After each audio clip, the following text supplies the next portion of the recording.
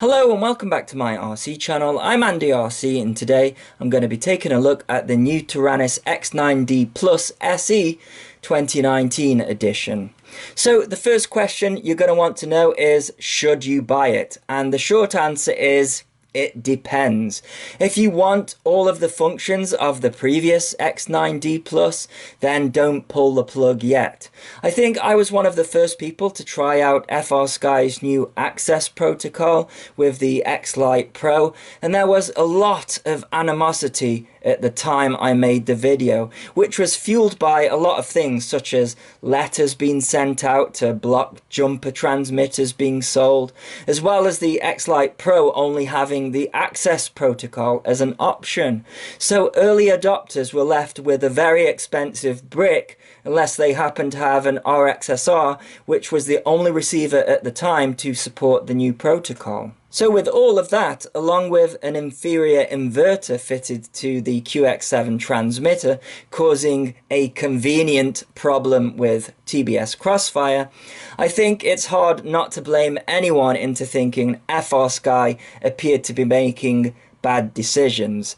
But I always try to have an unbiased review and ignore all of the hype and drama. So I reviewed the X Lite Pro for what it was, and despite it only having the access protocol, I liked it. And now there is a bigger picture. If you look on forums rather than YouTube videos using provocative thumbnails and titles, then you don't get sucked into the drama and all of the hate. And I've got to admit, when I saw that they had discontinued the original X9D Plus SE in favor of a replacement with the same name other than 2019 added at the end of it, I really started to doubt the direction FrSky were going in, especially as I've been told previously that the original X9D would eventually have access added to it, with them missing out the part about having to buy a completely new transmitter in order to do so.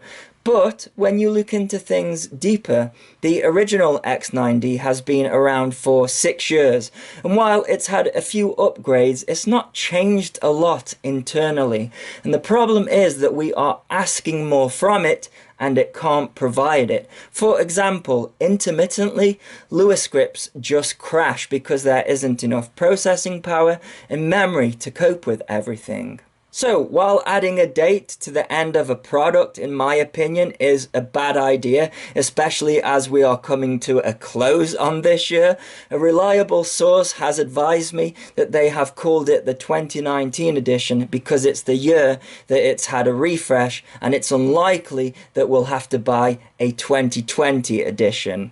So, in order to move forward, they have had to upgrade everything. In fact, the internals are completely different, with a more powerful microcontroller and a redesigned main board to increase the computing capability and data storage so that Lewis scripts and other technologies can continue to advance in the future. So why shouldn't you buy the new 2019 X9D Plus or the SE right now? Well, the answer is simple. When the original X9D came out, it supported just the FrSky protocols. There was no crossfire option, no multi-module option, and it's the same with this one. But can you do me a favor? If you've stumbled across this video, please can you check the date that it was published, because that is going to change. If I turn the radio on now, it's got a stable build of OpenTX 2.3, which isn't available to download as an official version of OpenTX Companion. And if I go into the internal protocols, I can select Access, D16 and LR12, and those last two options weren't there in the X Lite Pro because the hardware was ready but the software wasn't, and that was the mistake that they made with the X Lite Pro. And that caused the skeptics out there to say, well, they're just forcing you to use their new encrypted protocol so that you can't use any of the non-FrSky made receivers. When in the same video, I showed that it was their plan all along to support D16. And yes, D8 isn't going to be supported via the internal module anymore. And there's a good reason for that, because D8 isn't a member of the LBT community. So it's illegal to sell in the EU, but it is available via aftermarket multi-modules such as this UAV one. And maybe it'll anger you that you'll have to buy a separate module to get the D8 protocol, but nobody is forcing you to buy this new stuff. If you're happy with the old stuff, then stick with it or choose something else. What I'm trying to say is that eventually I think there will be a justification to upgrade to this new system, and it's not a conspiracy to stop you using aftermarket receivers. I think the reason those letters were allegedly sent out regarding Jumper, and this is just my opinion and not fact, is that I think they said the T12 was a schematic copy of the QX7 and the T16 a copy of the Horus.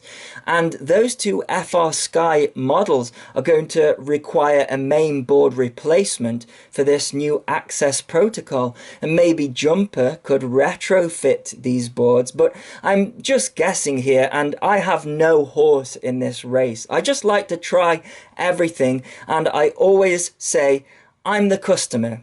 This kind of stuff happens outside of the hobby with businesses all of the time. So leave the politics for them to bicker over, and I'll buy the best product. So the reason not to get the new X9D now is that OpenTX isn't ready to compete with the old version. If I go into the external module, I can choose PPM, XJT D16, DSM2, R9M and S-Bus. However, if I back the files up of the new X9D and then go to the OpenTX website and download the latest nightly build and flash it, first of all, it's a little bit confusing because Crossfire isn't there.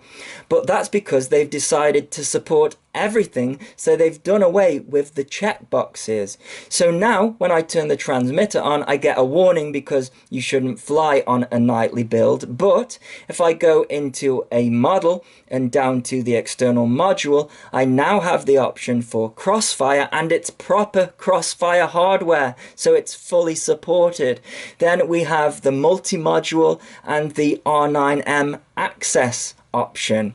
So once all of this official OpenTX stuff has been sorted out, the X9D 2019 is going to be worth investing in, I think. So let's just hope that they stick to these promises.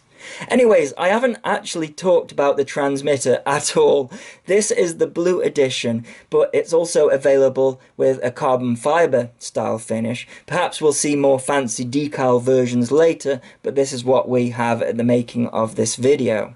As this is the SE version, it's got Hall sensor gimbals and upgraded switches from the Horus, as well as the wireless trainer system, which also connects to their AirLink app, whereas the non-SE version has standard gimbals, standard switches, and no wireless trainer. I think the standard version also doesn't have a removable antenna either, but that's just going off pictures. There's no mention of it in the instructions. It's got a momentary button for DLG pilots, and just like the original, it's got an S3 solder pad, so when you take the back off, you can add a 6-position switch for all of you hardcore Arducopter pilots that are still out there. I had to take the back off because this came in mode 2 and I fly mode 1, and it was very easy to switch over, just a couple of screws. There's only a couple of changes to the casing. The first one is a scroll wheel, which I really like, but it's going to be one of those things where people either love or hate it. Funnily enough, the casing is very similar to the JR9503 mold, which is a common misconception that the original X9D shells were cloned from the JR9503, but in reality, these style shells were used in a lot of transmitters, and you can see see the subtle differences. I mean, look at the Turnigy 9X or the various iterations of the JR models in general. They aren't the same. The shells for the original X9D were actually bought off a company called KST to save on cost. They've made the power button look the same, but annoyingly you have to long press it to turn it on. I'm not a fan, but FrSky has been using this method for a while now. It's so that you don't accidentally turn it off, but that's never happened to me with my original X9D. As you can see, there's no DC charge circuit. This time the charging is done through a USB cable and it charges lithium ion only. Surprisingly, they have stuck with the same USB connector, which you don't see much of these days, but they do give you a cable in the package. I was sad to see that it doesn't come with a battery either, despite the price, and it no longer supports up to a 3S voltage, so I'm using an old 2000 milliamp 2S LiPo from my old Walkera Devo 7e. They do sell a 3000 milliamp Li-ion battery separately though.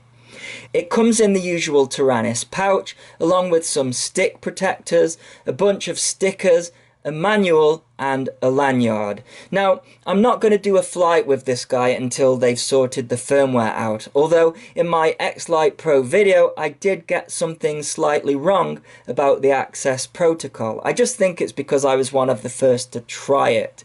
I talked about the wireless binding system, which I did think was completely wireless because I'd been messing around with the settings before I made the video. But you do still have to press the bind button to register the receiver with the transmitter, and it's only from that point onwards you can do wireless rebinding. So that's not as handy as I thought it would be. And I think with Crossfire, after 10 seconds it auto binds, which technically means somebody else could bind to your model, but in reality, when is that ever going to happen? So my message to FrSky would be that we need an automatic binding system, just like TBS have got.